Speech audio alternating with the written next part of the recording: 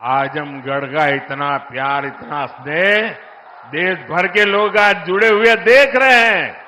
आपका ये उत्साह देख रहे हैं और मैं देख रहा हूं पीछे जितने लोग अंदर पंडाल में हैं उससे ज्यादा धूप में तप रहे हैं। भैया ये प्यार अद्भुत है।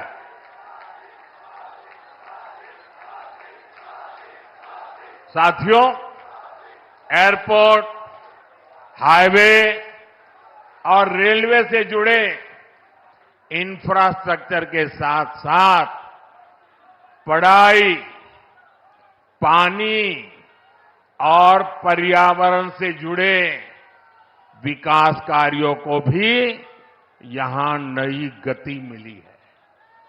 इन विकास परियोजनाओं के लिए मैं उत्तर प्रदेश और देश के सभी राज्यों की जनता को बधाई देता हूं। मैं विशेष रूप से आजमगढ़ के लोगों का आभार व्यक्त करता हूं। वो इतनी बड़ी संख्या में हमें आशीर्वाद देने आए हैं। और आजमगढ़ के मेरे भाई बहन, मोदी की एक और गारंटी सुन लीजिए। बताऊं, आजमगढ़ के मेरे प्यारे भाई बहन, मैं आपको एक और गारंटी देता हूं, सुनाऊं? आप बताएं तो बताऊं? देखिए, ये कल का आजमगढ़ अब वो गढ़ है, ये आजन्मगढ़ है। ये आजन्मगढ़ विकास का गढ़ रहेगा, आजन्म रहेगा। अनंत काल तक ये विकास का गढ़ बना रहेगा। ये मोदी की गारंटी है दोस्तों। साथियों, आज आजमगढ़ में एक नया इतिहास लिखा जा रहा है। यहां से लेकर विदेश तक जे भी आजमगढ़ का रहने वाला हो, सबके आज बहुत खुशी मिलत हुई। ये पहली बार नहीं हो। एक रे पहले जब हम पूर्वांचल एक्सप्रेसवे का उद्घाटन कईनी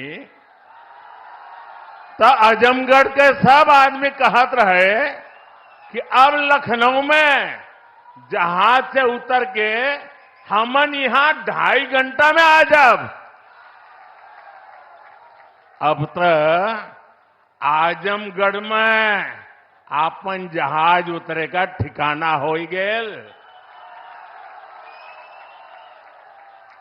एकरे अलावा मेडिकल कॉलेज और यूनिवर्सिटी बनने के कारण पढ़ाई और दवाई के इंतजाम के लिए भी बनारस जाए का जरूरत कम पड़ी।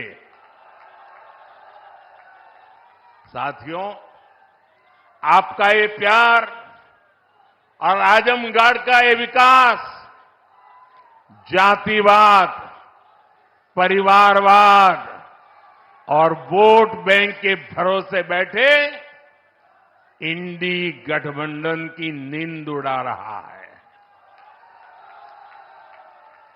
पूर्वांचल ने दशकों तक जातिवाद और तुष्टीकरण की राजनीति देखी है और पिछले 10 वर्षों में ये क्षेत्र विकास की राजनीति भी देख रहा है और 7 साल से योगी जी के नेतृत्व में उसे और गति मिली है।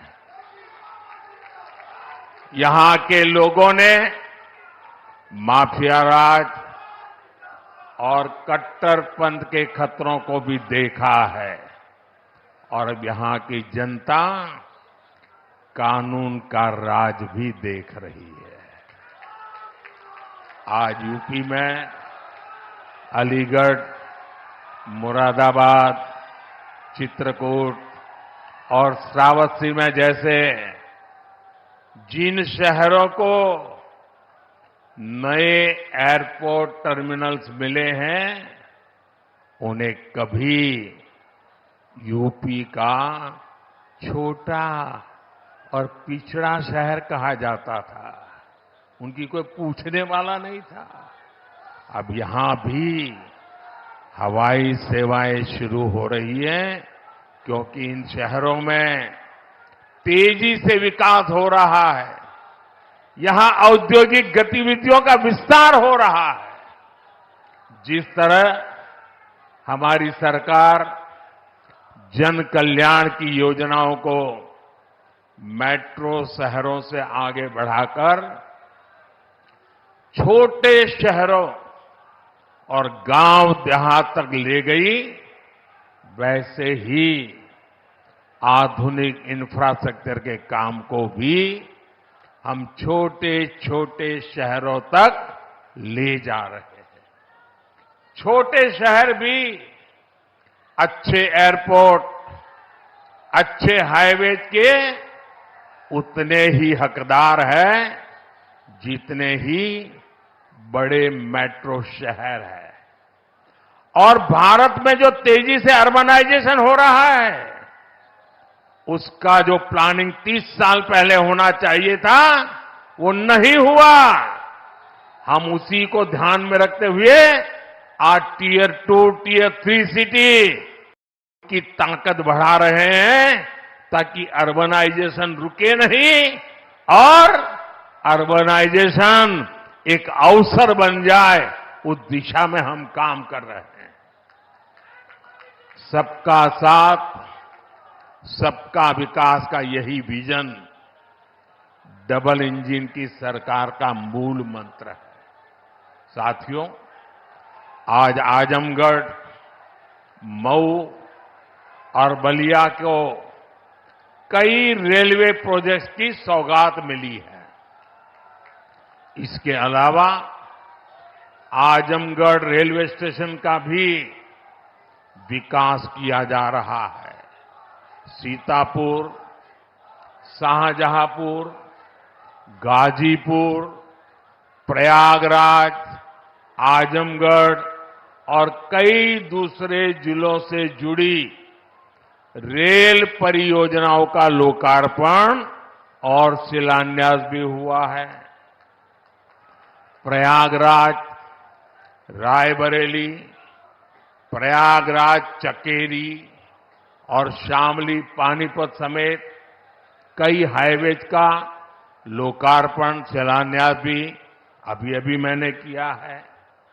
प्रधानमंत्री ग्राम सड़क योजना के तहत 5000 किलोमीटर से ज्यादा सड़कों का लोकार्पण हुआ है। ये बढ़ती हुई कनेक्टिविटी पूर्वांचल के किसानों के लिए, यहां के नौजवानों और उद्यमियों के लिए एक सुनहरा भविष्य लिखने जा रही है। साथियों, हमारी सरकार की प्राथमिकता है कि किसानों को उनकी उपज का सही दाम मिले। आज पहले की तुलना में कई गुना बढ़ी हुई एमएसपी दी जा रही है। गन्ना किसानों के लिए भी इस साल लाभकारी मूल्य में 8% की वृद्धि की गई है। अब गन्ने का लाभकारी मूल्य 315 रुपये से बढ़कर 340 रुपये प्रति क्विंटल हो गया है। आजमगढ़ तो गन्ना बेल्ट में गिना जाता है। आप लोगों को याद है ना कि कैसे इसी उत्तर प्रदेश में जो सरकार चलाते थे ना, वो गन्ना किसानों को कैसे तरसाते थे, कैसे रुलाते थे।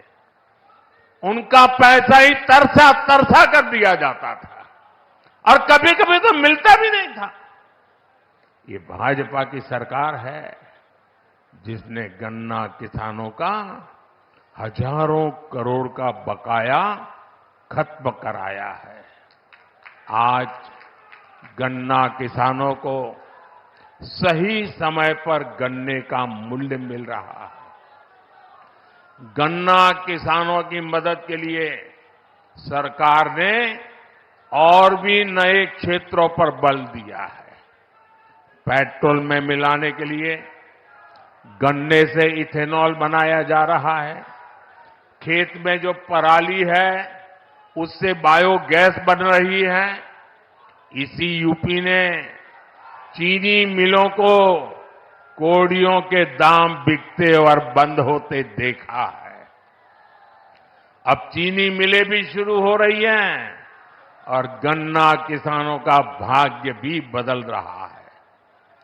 केंद्र सरकार जो पीएम किसान सम्मान निधि दे रही है, उसका लाभ भी यहां के किसानों को मिला है। अकेले आजमगढ़ के ही करीब 8 लाख किसानों को पीएम किसान सम्मान निधि के 2000 करोड़ रुपए मिले हैं। साथियों, इतने बड़े स्तर पर विकास की इतनी तेज रफ्तार तभी मुमकिन होती है जब सरकार सही नीयत और ईमानदारी से काम करती है। भ्रष्टाचार में डूबी परिवारवादी सरकारों में इतने बड़े पैमाने पर विकास कार्य असंभव था। पिछली सरकारों में आजमगढ़ और पूर्वांचल ने पिछड़ेपन की तकलीफ ही नहीं उठाई, बल्कि इस दौर में यहां की छवि खराब करने में भी कोई कमी नहीं छोड़ी गई। और योगी जी ने अभी बहुत बढ़िया वर्णन किया है, इसमें रिपीट नहीं कर रहा हूं। जिस तरह पहले की सरकारों में यहां आतंक को, बाहुबल को संरक्षण दिया गया, वो पूरे देश ने देखा है।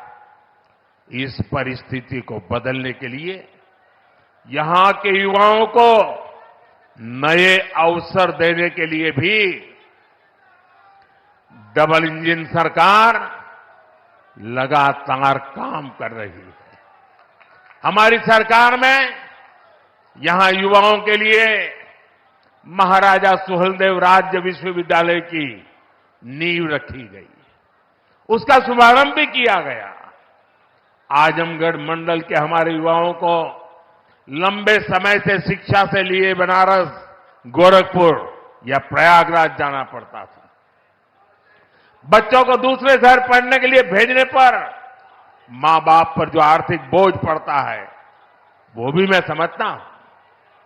अब आजमगढ़ का ये विश्वविद्यालय हमारे युवाओं के लिए उच्च शिक्षा के रास्ते को आसान करेगा। आजमगढ़, महू, गाजीपुर और इसके आसपास के कई जिलों के बच्चे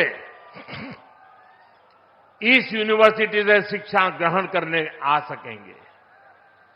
आप लोग बताइए, ई यूनिवर्सिटी बन जाए से आजमगढ़, मऊ वालन के फायदा होई के ना? होई के ना? साथियों, उत्तर प्रदेश देश की राजनीति भी तय करता है और उत्तर प्रदेश देश का विकास भी दिशा तय कर रहा है।